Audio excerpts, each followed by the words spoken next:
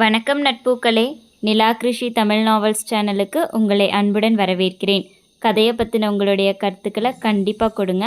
And கதை உங்களுக்கு பிடிச்சிருந்தா please like, share and subscribe.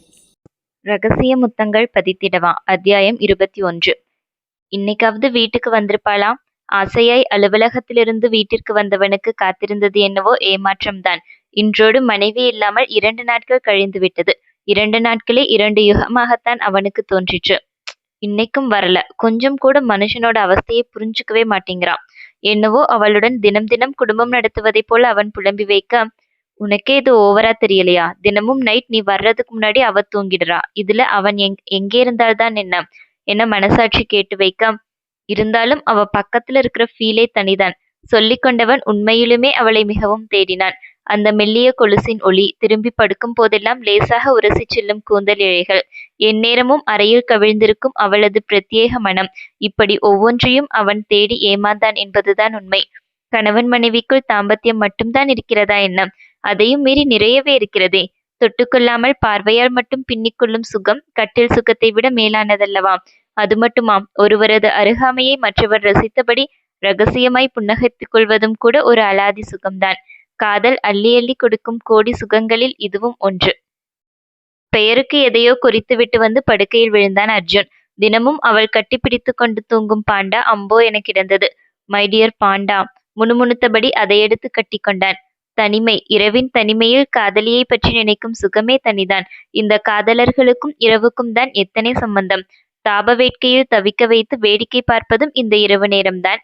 அதே சமயம் மோகம் எதுவும் இல்லாமல் வெறும் காதலை மட்டும் மனதிற்குள் குடியிருத்தி தன் துணையின் நினைவுகளில் கரைந்து போகச் செய்வதும் இந்த இரவு நேரம்தான்.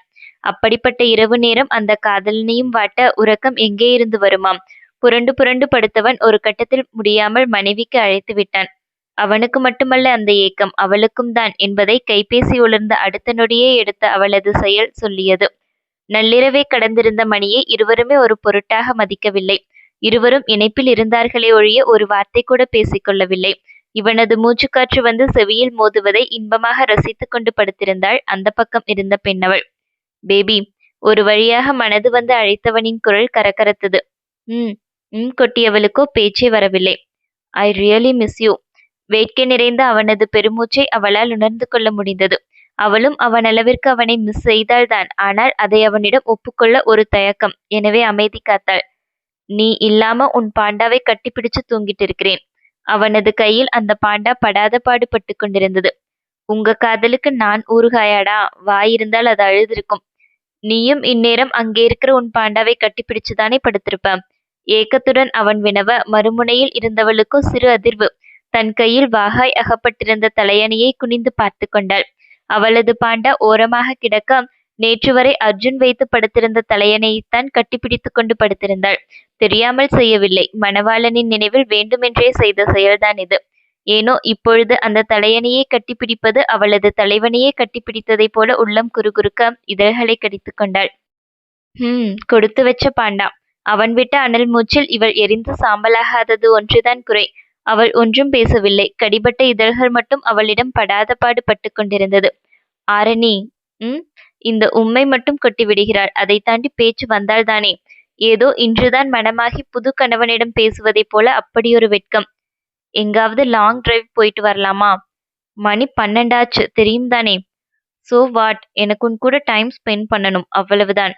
அவளிடம் மௌனம் நீடிக்க சிறு எரிச்சல் அவனிடம். இந்நேரம் சிகையை கோதிக்கொண்டு முகத்தை சுழித்திருப்பான் என்று இவள் நினைத்து கொண்டாள். உண்மையில் அவன் அதைத்தான் செய்தான். இதழ்களுக்குள் மென் புன்னகை விரிய, சரி போகலாம் என்றாள் மெதுவாக. இச்சென்று ஒரு முத்தம் கைபேசியின் வழி பாய்ந்து வந்தது. என்னவோ அவன் நேரிலேயே கொடுத்ததைப் போல இவளுக்கோ கன்னங்கள் இரண்டும் குறுகுறுத்தது. டோர் ஓபன் பண்ணி வை, நான் வரேன் என்றவன் மொபைலை அணைத்துவிட்டு குதூகலத்துடன் கிளம்பிவிட்டான். கணவனின் நினைவில் துள்ளி குதித்து கட்டிலை விட்டு இறங்கியவள் கீழே செல்லும் முன் ஒரு நொடி நின்று கண்ணாடியை பார்த்தாள். இப்படியெல்லாம் அலங்கரித்துக் கொள்ளும் ரகமே அல்ல அவள். இப்பொழுது கணவன் வந்து தன்னை பார்ப்பான் என்ற எண்ணத்தில் லேசாக முடியை திருத்தி சிறு பொட்டொன்றை எடுத்து வைத்து கொண்டாள். தோளில் இறங்கியிருந்த இளஞ்சிவப்பு வண்ண லூஸ் டி-ஷர்ட்டை கண்டு அவளுக்கு அவனது ஞாபகம்தான். உடையை மாற்றத்தான் எண்ணினாள். பிறகு என்ன நினைத்தாளோ ஒரு குறும்பு புன்னகையுடன் இதுவே இருக்கட்டும் என கீழே இறங்கி ஓடினாள். இவள் சென்று வாசல் கதவை திறக்கவும் அர்ஜுனின் வெள்ளை நிற ஜாஸ் கார் உள்ளே வரவும் சரியாயிருந்தது. காரை விட்டு இறங்கி வந்தவனின் பார்வை மனைவியைத்தான் மேலிருந்து கீழ் தழுவி நின்றது. அவளும் இமைக்க மறந்து அவனைத்தான் பார்த்து கொண்டிருந்தாள். இருவரும் பிரிந்திருந்தது என்னவோ 2 நாட்கள்தான். ஆனால் ஏதோ 2 யுகம் போல ஒருவரையொருவர் கண்களில் நிறைத்து கொண்டனர். சத்தம் கேட்டு அறையை விட்டு வெளியே வந்த விநாயகம் அந்நேரத்தில் அர்ஜுனை எதிர்பார்க்கவில்லை என்பதை திடுக்கிட்டு அவர் முகமே கூறியது. அர்ஜுன், நீயா? ம். அவஸ்தையுடன் பிடரியை வருடி கொண்டான். பேய் மாதிரி 12 மணிக்கு வந்து மாமனாரின் வீட்டில் என்ன நினைத்துக் கொள்வாரோ என்ற சங்கடம் அவனுக்கு. ஒரு கணம் திகைத்தாலும் உடனே சுதாரித்துக் கொண்டார். சரி சரி, 2 பேரும் போய் படுங்க என்று விட்டு உள்ளே செல்ல போக, இல்ல அங்கிள், நானும் ஆரணியும் ஒரு லாங் டிரைவ் போயிட்டு எங்க வீட்டுக்கு போறோம். நீங்க கதவை லாக் பண்ணிக்கோங்க என்றான் மனைவியை நோக்கியபடியே. நான் எப்போ வர்றேன்னு சொன்னேன்? அவளது விழிகள் கேள்வி கேட்டது. என்னது, இந்நேரத்துல லாங் டிரைவ் போறீங்களா? அதெல்லாம் ஒண்ணும் வேண்டாம், பேசாம போய் படுங்க. கணவரின் சத்தத்தில் உறக்கம் கலைந்து எழுந்து வந்த கமலிக்கும் அங்கு அர்ஜுனை பார்த்துவிட்டு திகைப்புதான். அர்ஜுன், இந்நேரத்துல? ஆரம்பித்தவர் சங்கடமான அவனது முகத்தை பார்த்து நிறுத்தி கொண்டார். நீங்க எதுக்குங்க கத்திட்டு இருக்கீங்க? கணவரிடம் கேள்வி எழுப்ப, இந்நேரத்துல லாங் டிரைவ் போறாங்களாம் கமலி, அதுதான் சத்தம் போட்டுட்டு இருக்கிறேன். அர்ஜுன், ஆரணி, பேசாம போய் படுங்க. சிறியவர்களின் நிலை அவருக்கு புரிந்தது. மெல்ல சிரித்து கொண்டார். ஏங்க, அவங்க 2 பேரும் புருஷன் பொண்டாட்டி, எங்கேயோ போறாங்க, என்னமோ பண்றாங்க, உங்களுக்கு என்னங்க வந்துச்சு? பேசாம வந்து படுங்க. நீங்க 2 பேரும் கிளம்புங்கப்பா. கணவரை சத்தம் போட்டவர் சிறியவர்களுக்கு அனுமதி வழங்கிவிட, இதற்கு மேல் நின்றால் விநாயகம் வளவளவென்று பேசுவார் என்ற நினைப்பில் மனைவியை கைப்பிடித்து அழைத்து கொண்டு வெளியே விரைந்தான் அர்ஜுன். தேங்க்ஸ் கமலிமா, அப்புறம் நாங்க அப்படியே எங்க வீட்டுக்கு போறோம். Good night. சிறு புன்னகையுடன் கூறிவிட்டு அவன் ஓடிவிட கமலி சிரித்து கொண்டார். என்னது, அப்படியே போறீங்களா? அம்மா ஆரணி, நீ இங்கே வந்துடுமா. கத்திய கணவனை விடாப்பிடியாய் அறைக்குள் அழைத்துச் சென்று விட்டார் கமலி. உங்க மகளுக்கு கல்யாணம் பண்ணி கொடுத்தாச்சு, ஞாபகம் இருக்குதா இல்லையா? ஏண்டி, அவ 2 நாள் என் கூட தங்கிட்டு போகட்டுமே. அதுதான் 2 நாளா இங்கேதானே இருந்தா, போய் அவ புருஷனை கவனிக்கட்டும். இந்த வயசையெல்லாம் கடந்து வந்தவர் தானே நீங்க, எதுக்கு புருஷனையும் பொண்டாட்டியும் பிரிச்சுக்க பார்க்கிறீங்க? மனைவி அதட்டியதில் பாவமாக அவர் முகம் நோக்கினார் விநாயகம். என்னடி இப்படி சொல்? பிரிக்க பார்க்கிறேன். ஏதோ பொண்ணு கூட ஒரு வாரம் இருக்க ஆசைப்பட்டேன், அது தப்பா? அவளை பார்க்கணும்னு தோணுச்சுன்னா 2 நாள் அவ வீட்ல போய் இருந்துட்டு வாங்க. சின்னஞ்சிறுசுங்க விஷயத்துல தலையிடாதீங்க. மனைவி போட்ட சத்தத்தில் அமைதியாக படுத்து விட்டார் விநாயகம். தேனூரும் இதழ் சுகமா, நான் தீண்டாத இடம் சுகமா, நீ எனக்காக நெய்கின்ற வெட்கங்கள் சுகமா சுகமா. காரின் சிடி பிளேயரில் பாடல் ஒலிக்க இருவரது பார்வையும் சட்டென்று பாய்ந்து ஒன்றையொன்று கவ்விக்கொண்டது. அவன் முத்தமிட்ட அந்த தேனூரும் இதழ்களின் மேல் அவனது பார்வை மயக்கத்துடன் படிய அவளோ நாணம் கொண்டு இமை தாழ்த்தினாள். நான் கடிச்ச நடுவிரலில் நகக்கண்ணும் சுகம்தானே, இடைவெளிகள் குறைந்து விட்டால் இம்சைகளும் சுகம்தானே. பாடல் மேலும் நீள காரை ஓட்டிக்கொண்டிருந்தவனின் பார்வை இருவருக்கும் இடையிலிருந்த இடைவெளியை சுட்டிக்காட்டி அவளிடம் எதையோ சொல்ல முயன்றது. அவன் கூற வருவது புரிந்தாலும் அதை செய்ய முடியாமல் நாணம் தடுக்க ஜன்னலின் புறம் பார்வையை திருப்பினாள் ஆரணி. நான் பூவாலே உடை தேய்த்து பூங்காற்றில் அனுப்பியிருந்தேன். பாடல் நீள ஏனோ அதை நிறுத்திவிட்டான் அர்ஜுன். ஏன்? அவள் நிமிர்ந்து பார்த்து கேள்வி எழுப்ப, இந்த அமைதியை ரசிப்போமே, நீ, நான், நாம். ஏதோ கவிதை போல அவன் கூறிய விதம் அவளை கவர்ந்தது. இருபுறமும் மரங்கள் அடர்ந்திருந்த சாலை அது. ஆள் நடமாட்டமோ வண்டிகளின் நடமாட்டமோ எதுவுமே இல்லை.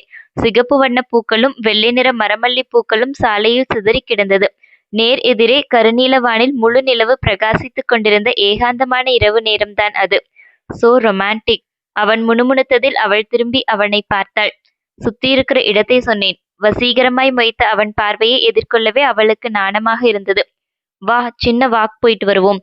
அவன் சென்று காரை நிறுத்திய இடத்தை கண்டவளின் விழிகள் பிரமிப்பில் விரிந்தது.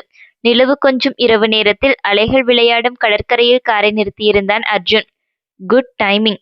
அவனை மெச்சியபடியே காரை விட்டு இறங்கினாள். கடற்கரை மணலில் கால் புதைய இருவரும் நடந்தனர். தோளோடு தோள் உரசிக்கொண்டது. அவ்வப்போது உரசிக்கொண்ட விலகிய கரங்கள் சற்று தாமதித்து ஒன்றோடொன்று நெருக்கி பிணைத்து கொண்டது. இருவரும் அதை உணர்ந்திருந்தாலும் கரத்தை விலக்கிக் கொள்ள முனையவில்லை. ஆரணியின் மனம் நிச்சலனமாயிருந்தது. கார்த்திக்கின் காதல், நம்பிக்கை துரோகம் என கண்ட கசடுகள் எதுவும் அந்த கணம் அவள் மூளையில் இல்லை. இரவு நேரத்தில் அலைகளின் சத்தம் மட்டும் மிக ரம்யமாய் காதில் வந்து மோதியது. மேகத்திற்கு நடுவே கம்பீரமாய் கோலோச்சிக் கொண்டிருந்த நிலாமகளை ரசித்தபடி இருவரும் மணலில் அமர்ந்தனர். கரம் இன்னுமே அர்ஜுனின் பிடியில்தான் சிக்கியிருந்தது. விலக அவளும் நினைக்கவில்லை, விலக்கிவிட அவனும் முனையவில்லை. அலைகளின் சத்தத்தை தவிர வேறு எதுவும் கேட்காத பேரமைதி, காதல் கொண்ட இதயத்தின் அருகாமை, உதடுகள் பேசாமல் மௌனம் மட்டுமே பேசிக்கொள்ளும் பாஷை.